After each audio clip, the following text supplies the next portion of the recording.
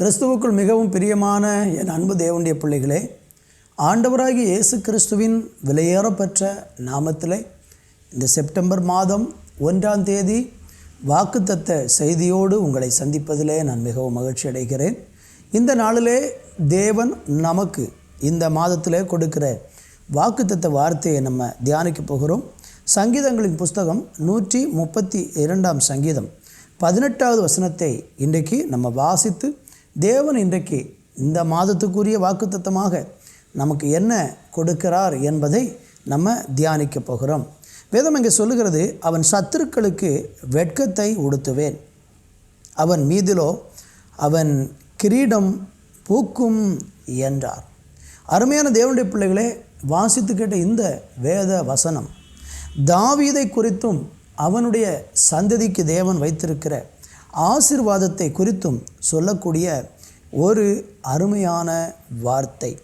அவன் சத்துருக்களுக்கு வெட்கத்தை உடுத்துவேன், அவன் மீதிலோ அவன் கிரீடம் பூக்கும் என்று தாவீதை குறித்து தேவன் சொல்லுகிறதை பார்க்கிறோம். இந்த வார்த்தை தாவீதுக்கு தேவன் கொடுத்த ஒரு வாக்குத்தத்தமான வார்த்தையாக இருக்கிறது என்பதை நாம் இந்த நாட்களிலே உணர வேண்டியதாக இருக்கிறது. அதில் 17வது வசனம் சொல்லுகிறது, அங்கே தாவீதுக்காக ஒரு கொம்பை முளைக்க பண்ணுவேன், நான் அபிஷேகம் பண்ணிவித்தவனுக்காக ஒரு விளக்கை ஆயத்தம் பண்ணினேன் என்று ஆண்டவர் சொல்லுகிறதை பார்க்கிறோம். அருமையான தேவனுடைய பிள்ளைகளை, தாவீதை குறித்து நம்ம எல்லாருக்கும் நன்றாக தெரியும். நீங்கள் தாவீதை குறித்து அறிய வேண்டும் என்றால் 1 சாமுவேல் 2 சாமுவேல் ஆகிய புஸ்தகங்களை நீங்கள் எடுத்து நன்றாக வாசித்து பாருங்கள். அங்கெல்லாம் தாவீது என்கிற ஒரு மனுஷனை தேவன் அழைத்து தெரிந்தெடுத்து அவனை எப்படியெல்லாம் கர்த்தர் உயர்த்தினார், அவன் தன்னுடைய வாழ்க்கையில் எப்படிப்பட்ட விதமான சூழ்நிலையின் வழியாக எல்லாம் கடந்து சென்று கடைசியில் அவன் வாழ்க்கையில் எப்படி வெற்றி பெற்று அவனுடைய பெயர் ராஜாக்களை விட மகா உயர்ந்த நாமமுடைய ஒரு மனுஷனாக தேவன் அவனை உயர்த்தினார் என்பதை நீங்கள் அறிய முடியும். உங்கள் வாழ்க்கையிலும் கூட இந்த நாட்களில் பலவிதமான சத்துருக்களின் மத்தியில், பலவிதமான நெருக்கத்தின் மத்தியில், பலவிதமான சூழ்நிலைகள் மத்தியில் நீங்கள் கடந்து போகிறீர்கள். ஆனால் உங்கள் வாழ்க்கையில் எப்பொழுது எனக்கு ஒரு உயர்வு வரும், என்றைக்கு நான் தேவனால் ஆசீர்வதிக்கப்பட போகிறேன், என்றைக்கு இந்த கஷ்ட சூழ்நிலையிலிருந்தெல்லாம் நான் விடுதலையாக முடியும் என்று நீங்கள் உங்கள் இருதயத்தில் கேட்டுக்கொண்டு இருக்கலாம். அப்படிப்பட்ட எண்ணங்களோடு கூட பலவிதமான சூழ்நிலையில் நீங்கள் இருப்பீர்களானால் கர்த்தர் இந்த மாத வாக்குத்தத்த செய்தியின் மூலமாக உங்களோடு கூட ஆண்டவர் நிச்சயமாக பேசுவார். இந்த தாவீது இப்படியாக அவன் மேலே ஆண்டவருடைய கிரீடம் பூக்கிற அளவுக்கு, அவன் கொம்பை கர்த்தர் முளைக்க பண்ணுகிற அளவுக்கு, அவனுடைய விளக்கை கர்த்தர் ஆயத்தம் பண்ணுகிற அளவுக்கு இந்த தாவீது ஆசீர்வதிக்கப்படுவதற்கு என்ன காரணம் என்பதை நம்ம ஆராயப் போகிறோம். அதே சங்கீதத்திலிருந்து ஒரு சில வசனங்களை எடுத்து இன்றைக்கு நம்ம பார்க்க போகிறோம். முதலாவது அந்த சங்கீதத்தில் 1வது வசனத்தை நான் வாசிக்கிறேன், கவனமாய் கேளுங்கள். கர்த்தாவே, தாவீதையும் அவனுடைய சகல உபத்திரவத்தையும் நினைத்தருளும் என்று சொல்லப்படுகிறதை பார்க்கிறோம். இந்த மனுஷன் திடீரென்று உயர்த்தப்படவில்லை, இந்த மனிதன் திடீரென்று தேவனால் ஆசீர்வதிக்கப்படவில்லை. அவனுடைய வாழ்க்கையில் ஏராளம் உபத்திரவம் இருந்தது. அங்கே அழகாக சொல்லப்படுகிறது, கர்த்தாவே தாவீதையும் அவனுடைய சகல உபத்திரவத்தையும் நினைத்தருளும் என்று சொல்லுகிறதை பார்க்கிறோம். தாவீது மிகுந்த உபத்திரவத்தின் வழியாக கடந்து வந்த ஒரு மனுஷன். அவனுடைய வாழ்க்கையை குறித்து ஏராளம் காரியங்கள் வேதத்தில் இருக்கிறது. சின்ன வயதிலிருந்தே, கிட்டத்தட்ட 17 வயதிலிருந்தே அவன் குடும்பத்தாராலே புறக்கணிக்கப்பட்ட ஒரு மனுஷனாக இருந்தான். தன்னுடைய உடன்பிறந்த சகோதரர்களாலே யோசேப்பை போல அற்பமாக எண்ணப்பட்ட ஒரு மனுஷனாக இந்த தாவீது காணப்பட்டான். தகப்பனும் தாயும் என்னை கைவிட்டாலும் கர்த்தர் என்னை சேர்த்து கொள்வார் என்று தாவீது தன்னுடைய சங்கீதத்தில் எழுதி வைத்திருக்கிறதையும் நீங்கள் பார்க்க முடியும். அந்த அளவுக்கு அவன் மிகுந்த உபத்திரவங்கள், பாடுகள், துன்பங்களின் வழியாக கடந்து வந்த ஒரு மனுஷன். அவனை குறித்து சொல்லப்பட்டிருக்கிற தாவீதையும் அவனுடைய சகல உபத்திரவத்தையும் நினைத்தருளும் என்று சொல்லி இங்கே நம்ம வாசிக்கிறோம். என்னை கவனிக்கிற அருமையானவர்களே, உங்கள் வாழ்க்கையில் பலவிதமான மிகுந்த உபத்திரவத்தின் வழியாக நீங்கள் கடந்து செல்லுகிறீர்கள் என்றால் உங்களுடைய உபத்திரவத்தை குறித்து நீங்கள் பாரப்பட வேண்டியதில்லை. தேவனை நோக்கி ஸ்தோத்திரம், நீங்கள் கூப்பிட்டால் கர்த்தர் உங்களுடைய உபத்திரவத்தை உங்களை விட்டு அகற்றி உங்களுக்கு உதவி செய்வார். இங்கே சொல்லப்படுகிறது, தாவீதையும் அவனுடைய சகல உபத்திரவத்தையும் நினைத்தருளும் என்று. நீங்கள் ஆண்டவரிடத்தில் சொல்லுங்கள், ஆண்டவரே என்னுடைய உபத்திரவத்தை நினைத்தருளும், நான் கடந்து போகிற பாதைகளை நீங்கள் நினைத்தருளும், நான் அனுபவிக்கிற துன்பத்தை நீங்கள் நினைத்தருளும். உங்களுக்கு உபத்திரம் வரும்போது, துன்பம் வரும்போது நீங்கள் யாரிடத்துல போய் உங்கள் பிரச்சனைகளை சொல்கிறீங்க? இந்த சங்கீதத்தில் படிக்கும்போது உபத்திரம் வந்த உடனே கர்த்தரை நோக்கி ஒரு மனுஷன் கூப்பிடுகிறதை பார்க்கிறோம். நீங்கள் பாடு வரும்போது, துன்பம் வரும்போது, எல்லாராலும் புறக்கணிக்கப்படும் போது, தள்ளப்படும் போது, ஆறுதல் சொல்வதற்கு யாரும் இல்லாமல் தவிக்கிற நேரத்தில் உங்களுடைய பிரச்சனைகளை நீங்கள் மனிதர்களுக்கு சொல்லாமல் தேவனிடத்தில் சொல்லி பாருங்கள். ஆண்டவரே என்னுடைய உபத்திரவத்தை நீர் நினைத்தருளும் என்று தேவனை நோக்கி கூப்பிட்டு பாருங்கள். நிச்சயமாக நான் சொல்லுகிறேன், ஆண்டவர் உங்களுடைய உபத்திரவத்தை அவர் நினைப்பார். உங்களுடைய உபத்திரவத்தை நினைத்து உங்களுக்கு அவர் பதில் செய்வார். ரெண்டாவது நம்ம படிக்கும் பொழுது அதில் 2வது வசனத்திலிருந்து 5வது வசனத்தை வரையிலும் நம்ம வாசித்து பார்த்தால், தாவீது தேவனுக்கு முன்பாக ஒரு பொருத்தனை பண்ணி ஜெபம் பண்ணுகிறதை பார்க்கிறோம். அந்த பொருத்தனை ஜெபத்தில் தாவீது சொன்ன காரியம் என்ன தெரியுமா? நான் வாசிக்கிறேன், கவனமாய் கேளுங்கள். அவன், நான் கர்த்தருக்கு ஒரு இடத்தையும் யாக்கோபின் வல்லவருக்கு ஒரு வாசஸ்தலத்தையும் காணும் மட்டும் என் வீடாகிய கூடாரத்தில் பிரவேசிப்பதுமில்லை, என் படுக்கையாகிய கட்டிலின் மேல் ஏறுவதுமில்லை, என் கண்களுக்கு நித்திரையும் என் இமைக்கு உறக்கத்தையும் வரவிடுவதும் இல்லை என்று கர்த்தருக்கு ஆணையிட்டு யாக்கோபின் வல்லவருக்கு பொருத்தனை பண்ணினான். என்னை கவனிக்கிற அருமையானவர்களே, இந்த தாவீதனுடைய இருதயத்தில் ஒரு ஏக்கம், உபத்திரவத்தின் வழியாக வந்த மனுஷன்தான். ஆனால் அவனுக்குள்ள ஒரு ஏக்கம் இருந்தது. என்ன ஏக்கம் தெரியுமா? அவனுக்கு ஆண்டவர் நீதியின் கிரீடத்தை அவனுக்கு பூக்க பண்ணும்படியாக அவனுடைய சத்துருக்களுக்கு வெட்கத்தை கர்த்தர் உடுத்துவித்து அவனை மிகவும் கனப்படுத்தி தேவன் உயர்த்துவதற்கான ஒரு காரணம் என்ன என்று நீங்கள் ஆராய்ந்து பார்த்தீங்கன்னா, அவனுக்கு தேவனுடைய ஆலயத்தை கட்டணும் அப்படிங்கிற ஒரு விருப்பம் இருந்தது. அதற்கு அவன் செய்கிற பொருத்தனை என்ன? என் வீடாகிய கூடாரத்தில் பிரவேசிக்க மாட்டேன், என் படுக்கையாக கட்டிலின் மேலும் ஏற மாட்டேன். அப்படின்னா ஒரு ராஜாவாக தாவீது இருக்கும்போது அவனுடைய ஏக்கம் எப்படி இருந்திருக்கிறது?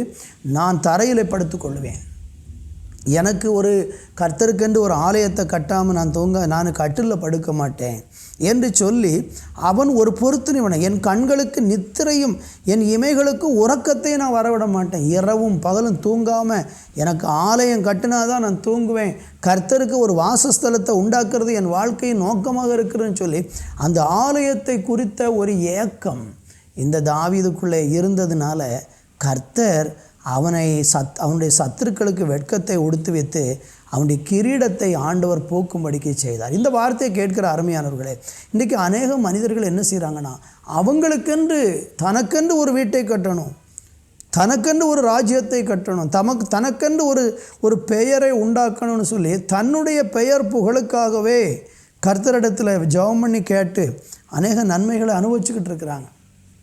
உங்கள் வாழ்க்கையில் நீங்கள் இன்றைக்கு ஆண்டவருடைய ராஜ்யத்திற்காக என்ன செய்கிறீங்க? கர்த்தருக்கு ஆலயம் கட்டணும், கர்த்தருக்கு ஊழியம் செய்யணும், ஆண்டவருடைய சுவிசேஷத்தை மற்றவங்களுக்கு அறிவிக்கணும், ஆண்டவருக்காக வேலை செய்யணுங்கிற ஒரு அக்கறையோடும் பாரத்தோடும் நீங்கள் செயல்பட்டு பாருங்கள். அப்படி கர்த்தருடைய காரியத்தில் அக்கறையாயிருக்கிற ஒவ்வொரு மனுஷனுடைய வாழ்க்கையிலையும் ஆண்டவருடைய மேன்மைகளை காணும். இந்த மாதத்தில் ஒரு தீர்மானம் எடுங்க.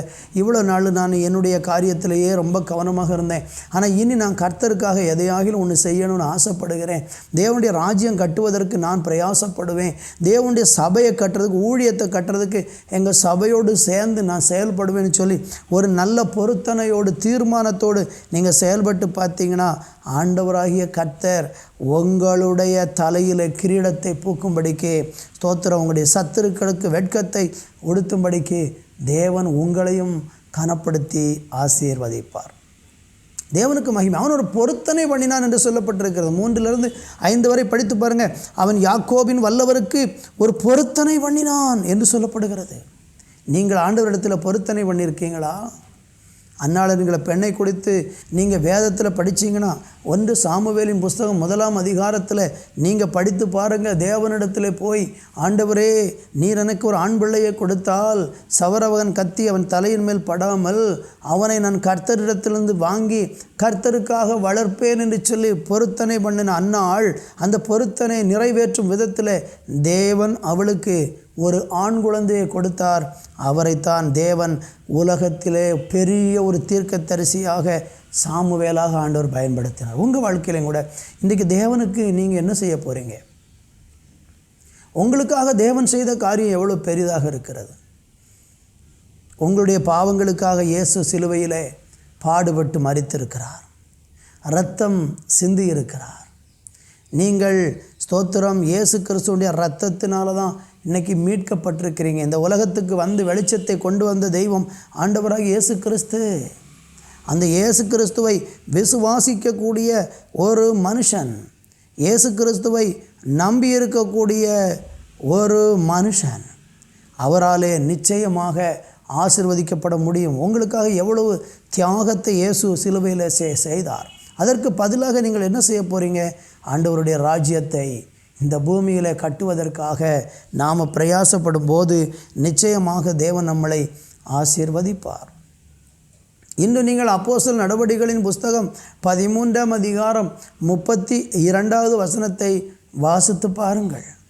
அங்கே வாசிக்கும்போது தாவீதை குறித்து என்ன சொல்லப்பட்டிருக்கிறது என்றால், ஆண்டவர் தாவீதை தேவனுடைய இருதயத்திற்கு ஏற்றவனாய், என்னுடைய இருதயத்திற்கு ஏற்றவனாய் அவனை நான் கண்டேன் என்று கர்த்தர் சொல்லுகிறதை பார்க்கிறோம். என்னை கவனிக்கிற அருமையானவர்களே, ஒரு மனிதனுடைய வாழ்க்கையை தேவன் உயர்த்துவதற்கு சில அடிப்படை காரணங்கள் இருக்கிறது. சும்மா ஒரு மனுஷன் தேவனால் உயர்த்தப்பட முடியாது. சும்மா ஒரு மனிதன் கர்த்தரிடத்திலிருந்து நன்மையை பெற முடியாது. அவன் தேவனிடத்திலிருந்து நன்மையை பெற வேண்டும் என்றால் தேவனுடைய இருதயத்தில் இடம் பிடிக்கணும். தேவன் நம்மளை பார்க்கும்போது நம்முடைய செயல்பாடுகள் அவருடைய இருதயத்திற்கு மகிழ்ச்சியை கொண்டு வரணும். ஆண்டவர் நம்முடைய செயல்பாடை பார்க்கும்போது சந்தோஷப்படும் விதத்தில் நம்முடைய வாழ்க்கை இருக்கிறதா? நீங்கள் ஆதியாம் புஸ்தகம் 6ஆம் அதிகாரத்தில் பார்த்தீங்கன்னா, முதலாக தேவன் படைத்த ஆதாம் ஏவாளிலிருந்து வந்த சந்ததிகள் தேவனுடைய இருதயத்திற்கு விசனத்தை உண்டாக்கினார்கள். தேவனுடைய இருதயம் வேதனைப்பட்டது அவர்களை நினச்சி. அவர் சொன்னார், நான் பூமியில் மனுஷனை உண்டாக்குனதற்காக என் இருதயம் व्यसனப்படுகிறது, வேதனைப்படுகிறது. அவர்கள் தங்களை பூமியில் கெடுத்து கொண்டார்கள். அதனால் நான் பூமியில் இருக்கிற சகல மனிதனை அழிக்கப் போகிறேன் என்று கர்த்தர் அன்றைக்கி நோவாவின் காலத்தில் ஜலப்பிரளயத்தினாலே ஒரு பெரிய அழிவை கட்டளையிட்டார். காரணம் என்ன? நம்முடைய செயல்பாடுகள், அந்த மனிதர்களுடைய செயல்பாடுகள் தேவனுடைய இருதயத்தை வேதனைப்படுத்தியது. இந்த பூமியில் வாழக்கூடிய நீங்களும் நானும் தேவனுடைய இருதயத்தை வேதனைப்படுத்தினால் ஆசீர்வாதத்திற்கு பதிலாக சாபத்தையும் தேவனுடைய கோபத்தை அனுபவிக்க வேண்டியது இருக்கும். அநேக மனிதர்கள் இன்றைக்கு பாவம் செய்கிறதின் மூலமாக தேவனுடைய இருதயத்தை व्यसனப்படுத்துகிறார்கள், வேதனைப்படுத்துகிறார்கள். நீங்கள் தேவனுடைய இருதயத்துக்கு சந்தோஷத்தை உண்டாக்கும் விதத்தில் நடந்து கொள்கிறீங்களா? உங்களை குறித்து தேவன் சந்தோஷப்படுகிறாரா என்பதை கொஞ்சம் சிந்தித்து பாருங்கள், யோசித்து பாருங்கள். உங்களுடைய வாழ்க்கை தேவனுடைய இருதயத்திற்கு ஏற்றதாக மாறும் பொழுது தேவன் உங்களை ஆசீர்வதிப்பார். இன்னும் நீங்கள் சங்கீதத்திலே 78ஆம் சங்கீதத்திலே 72வது வசனத்தை நம்ம வாசித்து பார்த்தால், தாவீதனுடைய வாழ்க்கையை குறித்து கர்த்தர் சொல்லக்கூடிய ஒரு வார்த்தை, இவன் அவர்களை தன் இருதயத்தின் உண்மையின்படியே மேய்த்து தன் கைகளின் திறமையினால் அவர்களை நடத்தினான். தாவீதனுடைய இருதயம், தாவீதனுடைய செயல்பாடுகள் தேவனுடைய இருதயத்திற்கு ஏற்றதாக இருப்பதற்கு காரணம் என்ன? அவன் தன்னுடைய இருதயத்தின் உண்மையின்படியே அந்த ஜனங்களை நடத்தினானா. அவன் ராஜாவான போது அவன் கையில் தேவன் கொடுத்த ஜனங்களை இருதயத்தின் உண்மையின்படியே நடத்தினான். நம்ம இருதயத்தில் உண்மையை கர்த்தர் எதிர்பார்க்கிறார். அநேக மனிதர்கள் வெளியில் உண்மை உள்ளவங்க போல காட்டுவாங்க, ஆனால் உள்ளத்துக்குள்ள கசப்பு, உள்ளத்துக்குள்ள வைராக்கியம், உள்ளத்துக்குள்ள கோபம், உள்ளத்துக்குள்ள பகை, இருதயத்தில் பலவிதமான பாவ சிந்தனைகள், இப்படி இன்றைக்கு நிறைய மனிதர்களுடைய வாழ்க்கை கேடான சிந்தனையோடு கூட வாழுகிறதன் மூலம் தேவனால் அவர்களுக்கு ஆசீர்வாதத்தை கொடுக்க முடியலை. அருமையான தேவனுடைய பிள்ளைகளே, அவன் அவர்களை தன் இருதயத்தின் உண்மையின்படியே மேய்த்தானாம். உண்மையுள்ள மனுஷன் பரிபூரண ஆசீர்வாதம் பெறுவான் என்று நீதிமொழிகளின் புஸ்தகம் 28ஆம் அதிகாரம் 20வது வசனத்தில் நீங்கள் பார்க்க முடியும். நம்ம உண்மை இருதயத்தில் உண்மையாக இருக்கும் பொழுது நம்முடைய கிரீடத்தை தேவன் நிச்சயமாக பூக்க பண்ணுவார். கர்த்தர் உங்களை ஆசீர்வதிப்பார். எப்படி தாவீதை தேவன் ஆசீர்வதித்தாரோ அதே போல ஆசீர்வதிப்பார். தேவனுக்கு மகிமை. அதே 89ஆம் சங்கீதத்திலே 20வது வசனத்தில் நீங்கள் படிக்கும் பொழுது அங்கே ஆண்டவர் அந்த தாவீதை என்ன செய்தார் என்று பார்க்கிறோம். என் தாசனாகிய தாவீதை பிடித்தேன், என் பரிசுத்த தைலத்தினால் அவனை அபிஷேகம் பண்ணினேன். அருமையானவர்களே, இந்த தாவீதை தேவன் கண்டுபிடித்தார். கரவலாடுகளுக்கு பின்னால் திரிந்தவனை தேவன் தெரிந்தெடுத்தார் என்று 78ஆம் சங்கீதத்தில் நீங்கள் பார்க்க முடியும். கரவலாடுகளுக்கு பின்னாலே திரிந்த ஒரு மனுஷனை தேவன் தெரிந்தெடுத்தார். தெரிந்தெடுத்த தெய்வம் பரிசுத்த தைலத்தினால் அவனை அபிஷேகம் பண்ணினார். கர்த்தருடைய அபிஷேகம் பண்ணப்பட்ட, கர்த்தராலே அபிஷேகம் பண்ணப்பட்ட ஒரு மனுஷன், பரிசுத்த ஆவியின் நிறைவை பெற்ற ஒரு மனுஷன் நிச்சயமாக தேவனால் ஆசீர்வதிக்கப்பட முடியும். நீங்கள் இந்த பூமியில் ஆசீர்வதிக்கப்படணுமா? தாவீதை போல உங்களுடைய கிரீடம் பூக்க வேண்டுமா? உங்கள் சத்துருக்களுக்கு தேவன் வெட்கத்தை உடுத்துவிக்க வேண்டுமா? நீங்கள் ராஜாக்களுக்கு ஒத்த, ராஜாக்களை விட மகா உயர்ந்த ஸ்தானத்தில் தேவன் உங்களை உயர்த்த வேண்டுமா? தேவனுடைய அபிஷேகத்தை பெற்ற மனிதர்களுக்கு அந்த மேன்மையை கர்த்தர் கட்டளையிடும்படியாக விரும்புகிறார். கர்த்தருக்கு மகிமை உண்டாகட்டும். அதில் 21 படித்தா, என் கை அவனோடு உறுதியாக இருக்கும், என் புயம் அவனை பலப்படுத்தும், சத்துரு அவனை நெருக்குவதில்லை, நியாயக்கேட்டின் மகன் அவனை ஒடுக்குவதில்லை. எவ்வளோ அருமையான வசனம் பாருங்கள். இன்றைக்கு நிறைய நேரங்களில் நமக்கு விரோதமாக எழும்பக்கூடிய சத்துருக்கள் பலவிதமான தீமைகளை செய்கிறதன் மூலம் நம்முடைய வாழ்க்கையில் பெரிய பாதிப்புகள் உண்டாகிறது. உங்களுக்கு விரோதமாக சில மனிதர்கள் சத்துருக்களாக எழும்பலாம். பிசாசு உங்களுக்கு விரோதமாக மனிதர்களை சத்துருக்களாக எழுப்பி விடலாம். பைபிள் சொல்லுகிறது, சத்துரு அவனை நெருக்குவதில்லை, நியாயக்கேட்டின் மகன் அவனை ஒடுக்குவதில்லை. ஒரு தேவனுடைய பிள்ளைய சத்துருவுடைய கையில் தேவன் விட்டு கொடுக்க மாட்டார். நமக்கு தாவீதை பற்றி தெரியும். தாவீது ராஜாவாக சிங்காசனத்தில் அமருகிற வரைக்கும் அவனுடைய 17 வயதிலிருந்து அவனுடைய 30வது வயது வரைக்கும் ஐயோ சவுலினாலே அவன் எவ்வளவு உபத்திரவங்களை அனுபவித்தான். ஆனால் ஆண்டவர் சத்துருவாகிய சவுலின் கையில் தாவீதை விடவில்லை. சத்துரு அவனை நெருக்குவதில்லை, நியாயக்கேட்டின் மகன் அவனை ஒடுக்குவதில்லை, ஒடுக்க அனுமதிக்கலை. யார் அவனை ஒடுக்கி அழிக்க வேண்டும் என்று நினைத்தானோ அவனுடைய ஸ்தானத்தையே தேவன் அவனுக்கு, தாவீதுக்கு கொடுத்து அந்த சிங்காசனத்தில் அவனை அமர வைத்தார். என்னை கவனிக்கிற அருமையானவர்கள், அடுத்த வசனம் சொல்லுகிறது, என் உண்மையும் என் கிருபையும் அவனோடு இருக்கும், என் நாமத்தினால் அவன் கொம்பு உயரும். தாவீதுனுடைய கொம்பை தேவன் உயர்த்தினார். இந்த மாதத்திலே நான் உங்களுக்காக ஸ்தோத்திரம் ஜெபிக்க விரும்புகிறேன். உங்கள் வாழ்க்கையில் உங்கள் கொம்பு உயர்த்தப்படணும். உங்கள் தலையில் கிரீடத்தை தேவன் பூக்க பண்ணுவார். தாவீதினிடத்தில் இருந்த உண்மை, தாவீது தேவனிடத்தில் ஆலயத்தை கட்டணுங்கிற வாஞ்சை, அந்த தாவீது தேவனுக்கு பிரியமாய் நடந்து கொண்ட ஒரு மனுஷன், கர்த்தரால் அபிஷேகம் பண்ணப்பட்ட ஒரு மனுஷன். 27ஆம் வசனம் சொல்லுகிறது, நான் அவனை எனக்கு முதற் பேரானவனும் பூமியின் ராஜாக்களை பார்க்கிலும் மகா உயர்ந்தவனுமாக்குவேன். எவ்வளோ பெரிய ஒரு வாக்குத்தத்தம் பாருங்கள். உங்களை பார்த்து கர்த்தர் சொல்லுகிறார், பூமியின் ராஜாக்களை பார்க்கிலும் மகா உயர்ந்தவர்களாக உங்களை மாற்ற முடியும். நம்ப முடியுது அவங்களால? இன்றைக்கி ஆண்டவரை விசுவாசித்து பாருங்கள். அவன் சத்துருக்களுக்கு வெட்கத்தை உடுத்துவேன், அவன் மீதிலோ அவன் கிரீடம் பூக்கும் என்ற வார்த்தையின்படி கர்த்தர் உங்களுக்கு அப்படிப்பட்ட மேன்மையை இதனாலே தர விரும்புகிறார். நீங்கள் செய்ய வேண்டியது ஒன்று தான். ஆண்டவருடைய சமூகத்தில் வந்து அவரை உண்மையாய் நம்பி பின்பற்ற தீர்மானம் எடுத்து பாருங்கள்.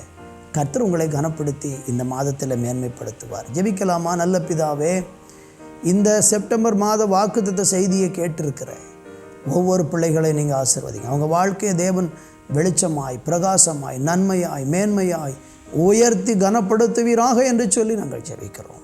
எல்லாரும் மேலே உங்கள் கிருபை உண்டாகட்டு. இந்த மாதம் முழுவதும் ஒவ்வொரு பிள்ளைகளுடைய குடும்பங்களிலும் கர்த்தருடைய நிறைவான மேன்மைகளையும் நன்மைகளையும் கொடுத்து அவர்களை நீர் ஆசீர்வதிப்பீராக என்று சொல்லி ஜெபிக்கிறோம். இப்படி செய்கிற நல்ல கிருபைக்காய் நன்றி. இயேசுவின் நாமத்தில் பிதாவே, ஆமேன், ஆமேன்.